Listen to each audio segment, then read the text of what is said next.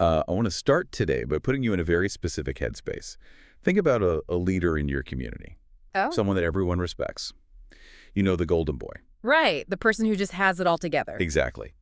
But then imagine a crisis hits, and the rumors start. The finger-pointing begins. When that person stumbles, or even just looks like they might be stumbling, Mm. what is your gut reaction? Mm.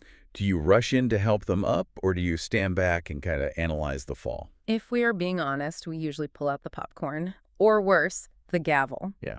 There is something in human psychology that secretly loves a fall from grace. It validates us, it separates us from them. Right.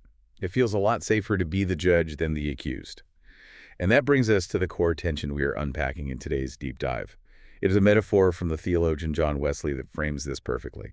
He asked this question: is the church, or really any tight-knit supportive community, a courtroom where we prosecute or a hospital where we heal? A courtroom or a hospital.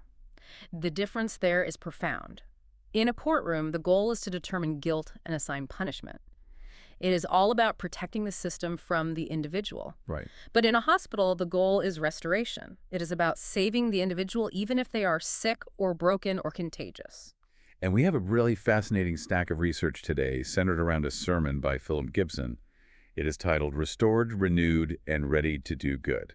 And it digs into this exact dynamic through the lens of Galatians chapter 6. It does. And while that is a biblical text, the insights on human psychology and community dynamics in there are incredibly universal. Absolutely.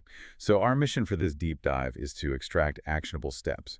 We want to figure out how to actually bear one another's burdens in a modern setting without burning out. And we're going to contrast those steps against a very real, very tragic historical case study. Yes. I'm eager to get to this whole backpack analogy I found in the text, but I know you wanted to set the historical stage first. I do. Because before we talk about the theology of the law of Christ versus legalism, we need to ground these abstract principles in reality. Fair warning to you listening, this story is heavy. But it is necessary. It is a case study from Asheville, North Carolina in the 1930s that perfectly illustrates what happens when a community decides to be a courtroom. Yeah, we're talking about the story of Gallatin Roberts. And before we get into the tragedy of it all, we have to understand who this guy was. Because he wasn't some fringe character. No, he was the man. Edward Gallatin Roberts, born in 1878 in Buncombe County, if you look at his resume, he checked absolutely every box for pillar of the community. Seriously. He attended 3 colleges, he was a highly educated lawyer, a Presbyterian elder, and he served 2 terms as the mayor of Asheville. And these were not quiet terms either. This was the roaring 20s. Asheville was booming. Booming. Under Roberts, they were building everything, Yeah. civic buildings, parks, and neighborhoods. He was the progressive leader of the city. The historical records literally describe him as clean, honorable, efficient, and unimpeachable. Keep that word in mind, unimpeachable. He was practically untouchable until the context changed. Right. The Great Depression hits. 1929. Exactly. And suddenly all that progress Roberts built looked like a massive liability. Asheville was drowning in debt from all those boom year construction bonds, and the central bank and trust, where Roberts happened to be president, completely collapses. This is the exact moment where that courtroom mentality kicks in. But it happened fast, didn't it? Overnight. It is frankly terrifying how quickly a community can turn on someone. The exact same people who cheered for the new parks suddenly needed someone to blame for the ruin. They needed a scapegoat. Right. They didn't care about the nuance of global economic forces. They wanted a villain. Public trust evaporated instantly, and Roberts became that scapegoat. He resigned in December 1930 under just massive pressure and scandal. But the public shaming didn't stop there. And this is the part of the research that really haunts me. He tried to defend himself, but nobody was listening. Nobody. He wrote a note to the public. And it wasn't an angry manifesto, it was a plea. He wrote, "My soul is sensitive, and it has been wounded unto death. I have given my life for my city, and I am innocent." Wounded unto death. I mean, that is a man who is bleeding out emotionally right in front of his entire community. Exactly. He was completely isolated. The community withdrew all their support and replaced it with intense judgment and anger. Overwhelmed by those accusations and that profound isolation, Roberts took his own life just days after resigning. And here is the real kick in the gut. After he died, the courts actually did their job. They finally investigated the bank failure. And what was the verdict? Not guilty. Wow. He hadn't stolen a dime. He hadn't broken the law. So he was innocent, just like he said. Legally, yes. But the community had already passed its own verdict. And here's the dark irony of it all. His funeral was held at Trinity United Methodist Church, the largest in the city, because his own home church wasn't big enough to hold the crowd. Thousands of people lined the streets to mourn him. That image honestly makes me angry. The same people who drove him to despair showed up to weep at his funeral. It is the ultimate tragic example of the courtroom model. They prosecuted him in the court of public opinion, and the sentence was death. The realization that hit that community too late was that the weight of the anger and the loneliness was just too much for one man to bear alone. Which serves as the ultimate anti-example for our deep dive today. This is exactly why we have to bring in the Galatians text from Gibson's sermon, because if Gallatin Roberts is the disaster scenario, then Paul's letter to the Galatians is the instruction manual on how to avoid that disaster. Right. And context is key here. Paul isn't writing this letter in a vacuum. He is writing to a group of people who were actively tearing each other apart over rules. Over legalism? Yes, they were obsessed with legalism, specifically arguing over who was following Jewish laws like circumcision and who wasn't. So they were obsessed with external badges, deciding who is in the club and who is out. Exactly. Paul spends 5 whole chapters fighting against this legalism, arguing for freedom in Christ, arguing that we are not saved by a checklist. But then in chapter 6, he pivots from theology to practical instruction. He is essentially asking, okay, if we are free people, how do we actually live together without devouring one another? And he starts with a scenario that feels tailor-made for the Roberts situation. This is action step 1 for a modern community. Gentle restoration. Verse 1 says, if someone is caught in a sin, you who are spiritual should restore such a one. Note the word caught there. It implies being trapped or overtaken by something. It is not necessarily a premeditated malicious crime. It is a stumble. And the instruction isn't expose them, it isn't punish them, it is restore them. But the word restore can sound a little soft. Like we are just patting them on the head and saying it's okay. Yeah. What does that word actually imply in the original Greek text? It is actually a medical term, katartizo. It was commonly used for setting a broken bone or mending a torn fishing net. Okay, that completely changes the mental image for me. If I am setting a broken bone, I am not smashing it with a hammer, that would be the courtroom gavel, but I'm also not ignoring it. I actually have to get close and touch the wound. Precisely. And you have to do it carefully. Paul adds a crucial adjective. In a spirit of gentleness, think about it. If a surgeon comes at you with anger or judgment, they are going to cause massive damage. To set a bone properly, you have to be gentle, steady, and close. That requires proximity. You cannot set a bone from across the room. The problem with the courtroom model, exactly what happened to Roberts, is that everyone stood back and pointed fingers from a distance. The hospital model requires getting your hands dirty. And it requires humility. Paul immediately adds, watch yourself or you also may be tempted. Wow. The moment you think you are above the failure, you have become dangerous to the community.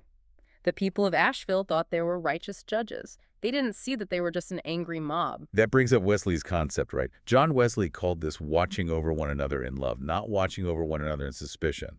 Exactly. Love is the operative word. Okay, but I want to push back on this a little bit. Yeah. Because this all sounds beautiful in theory. Let us all be a hospital and mend broken bones.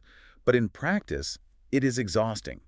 I cannot fix everyone's broken bones in my community. I have my own life and my own family to deal with. And that is exactly the very real human objection that Paul anticipates. Which brings us to the most actionable and, frankly, the most confusing part of the text. The paradox of burdens versus loads. Yes, I have heard this debated so many times. Because verse 2 says, bear one another's burdens. But then just a few lines later, verse 5 says each one should carry their own load. It feels like a direct contradiction on paper.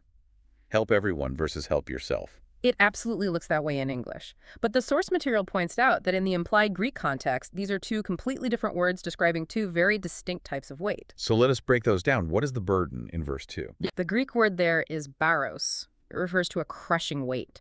Think of a massive boulder or the excess cargo on a ship that is literally sinking it. It is objectively too heavy for one human being to carry alone.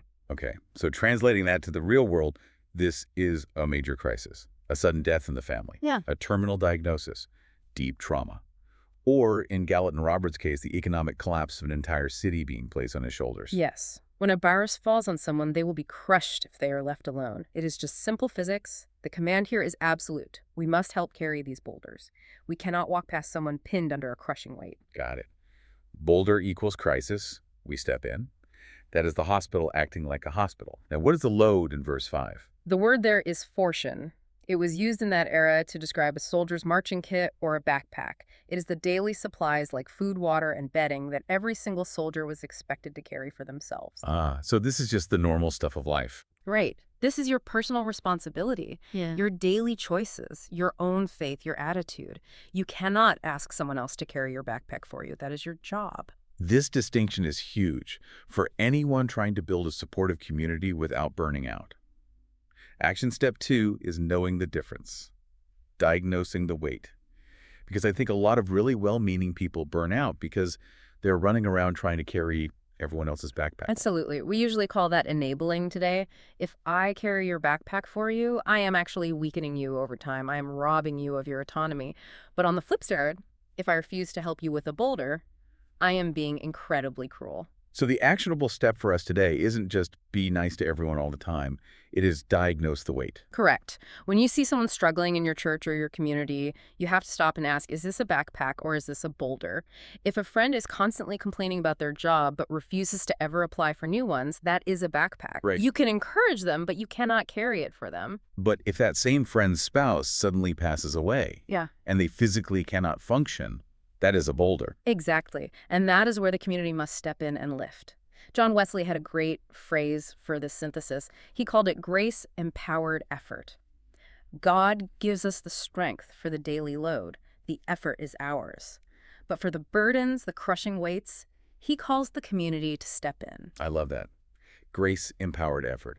It takes the guilt out of setting healthy boundaries, but it absolutely keeps the mandate to be compassionate. Yes. Now, Gibson's sermon moves from this heavy lifting imagery to a different metaphor entirely, gardening, the law of the harvest. Galatians 6, verses 7 through 10. Do not be deceived. God is not mocked for you. Reap whatever you sow. It is a principle we often treat as a threat, like karma is coming for you. But Gibson frames it simply as an agricultural reality. You cannot plant tomato seeds and expect to harvest watermelons. It seems so obvious when you say it like that, but how does this apply to the social dynamic we're talking about? It means you cannot sow seeds of judgment, gossip, and bitterness and expect to harvest a community of joy, trust, and safety. Every choice is a seed. That brings us right back to Asheville. They sowed fear and accusation, and they reaped a suicide and a lasting legacy of guilt. Exactly. They wanted a clean city, so they tried to forcefully purge the bad guy. But the seed they planted was violence, emotional violence, so the harvest was death. If you want a hospital community, you have to sow seeds of grace. Generosity, prayer, encouraging words, even when it is really hard. And it is hard. Action step 3 is basically keep planting good seeds because the text acknowledges the burnout. It says, let us not grow weary in doing good. That might be one of the most honest verses in the text. It openly admits that helping others is exhausting. Caring for aging parents, working at food pantries, being a hospital for sinners, it wears you out. The source notes mention Wesley's own life here as an example of not growing weary. He wasn't exactly an overnight success. Far from it. He preached for years to empty rooms. He faced intense opposition. He was mocked and thrown out of churches. He was basically sowing seeds in what looked like solid concrete. But he didn't stop. And eventually the harvest came. The Methodist movement changed the world. But he had to survive that waiting season. That is the hardest part. We want the harvest immediately. We want to be nice to someone one time and have them be completely fixed. But restoration is a long game. Okay, so we have covered the tragedy of the courtroom mentality. We have differentiated between the boulder and the backpack. We have talked about sowing the right seeds. But Paul wraps this all up with a concept that I think is the ultimate check on our modern egos. The new creation perspective. This is really the mic drop at the end of the chapter, verses 15 and 16. Remember, the whole fight was about circumcision and Jewish law. Paul basically says, look, circumcision doesn't matter. Uncircumcision doesn't matter. The only thing that counts is a new creation. Translating that external label to today, it would be like saying your political identity doesn't matter, your job title doesn't matter, your specific denomination doesn't matter. Right. We love our external badges so much. We think, I am a good person because I vote this particular way, or I am righteous because I don't commit that specific sin. Paul says none of that external stuff counts. The only metric is whether you are being transformed inside. Gibson offers a checklist for this new creation in the sermon that is super helpful for action step 4. It asks, are you letting Christ actually shape your heart? Are you bearing the fruit of the Spirit? And crucially, are you becoming someone who restores and carries? When you see someone with a broken bone, do you reach for a hammer or a splint? That is the evidence of the new creation. Not your status, but your actual function in the community. It really reframes the whole story of Gallatin Roberts for me. Imagine if the people of Asheville had this new creation mindset. When the bank failed, instead of looking for a scapegoat to pile their anger on, they would have looked at Roberts and seen a man crushed by a massive boulder. They would have seen his despair. They would have said, this municipal debt is a heavy burden and we are all hurting. But let us carry this together. It wouldn't have fixed the bank, though. The money was still gone. No, it wouldn't have magically solved the Great Depression, but Roberts would have lived. The community would have suffered financially, but they would have survived spiritually. They chose the courtroom, and they lost everything. It is a really stark warning. The hospital model doesn't promise a pain-free life. It just promises that you won't have to bear the pain alone. Which is the very definition of grace.